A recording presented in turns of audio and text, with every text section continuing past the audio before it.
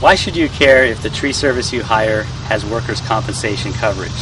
Shouldn't you just go for the lowest price? Well, let me tell you a little bit about what you should be looking for when you hire a tree service. My name is Evan Keller. I'm the owner of treeworknow.com, and we did a survey of 297 of our customers.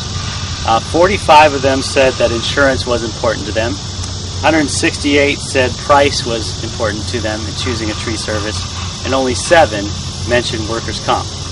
And we understand the importance of having a fair and reasonable price, and we are very competitive in our pricing as well. But often, a customer, if they only go after price, they may choose the least qualified company that could do damage to their property and hold them open to liability and lawsuits. Let me tell you a little bit more about that. Workers' comp is an expensive coverage to have. It covers the workers that are doing work on your property, and the tree industry is quite dangerous. So you could be held liable. In fact, there was a lawsuit in Jacksonville where a tree service hired someone that did not have workers' comp. A tree climber on the job actually fell out of the tree and died, and the judge held the homeowner responsible for hiring someone without workers' comp coverage. And that homeowner was open to a multi-million-dollar lawsuit. So it's easy to cut corners and save a few dollars, but in the long run, if you just go after the lowest price, you could be hiring the contractors that don't have workers' comp. And workers' comp is also the best overall indicator of the quality of a tree service for several reasons. One is, if they're cutting this corner, you might ask, what other corners are they cutting? Workers' comp is required by law, but many folks get around that. They skirt the law by saying that the employees that they're employing on their job sites are actually subcontractors and that they should have their own coverage. But in 99% of the cases, they actually don't have coverage, and they're being directed as employees on a job site.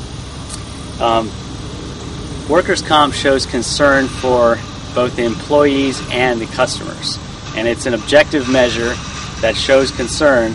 If they're not showing that concern, what other concerns are they not showing towards the customers and towards the employees? And if they're not obeying this law, and workers' comp is required by Florida law, then what other laws are they breaking as they serve you on your property? So workers' comp is one of the best overall measures that's objective, that shows whether a company is one that you should hire or not. There's another misconception I like to dispel. A lot of folks will say, yes, I have insurance, and you automatically may think that they have workers' comp insurance. And there's 2 types of insurance that a tree company should have. Both are very important. One is general liability, and that will cover any property damage that may happen on your property, including roof damage or any damage to your driveway and things like that. And that's very important because roof damage could cost you $10,000 if you hired someone without general liability coverage.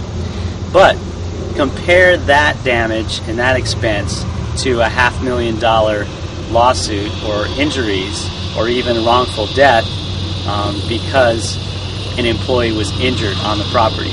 So a roof, might cost you $5,000 to repair, but if someone gets injured, it could be $500,000. And without workers' comp, which is the only coverage that covers those kind of injuries, you could be held liable.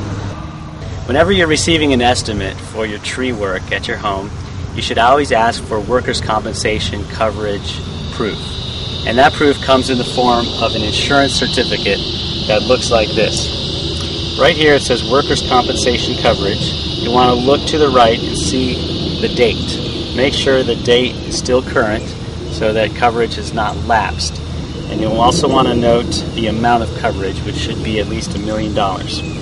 And it should be covered by a strong insurance company, which you can research online. Now, a lot of folks, what they'll do is they'll get proof of coverage and then they'll cancel their policy. So you want to call the insurance company and make sure that the coverage is still current. Also, to double check you can go to the Florida Department of Financial Services website. They have a proof of coverage database in which you enter the company name and the city in which they originate, and you can see up to the minute coverage of the tree service that you're thinking about hiring. So keep that in mind as you hire a tree service. Thank you.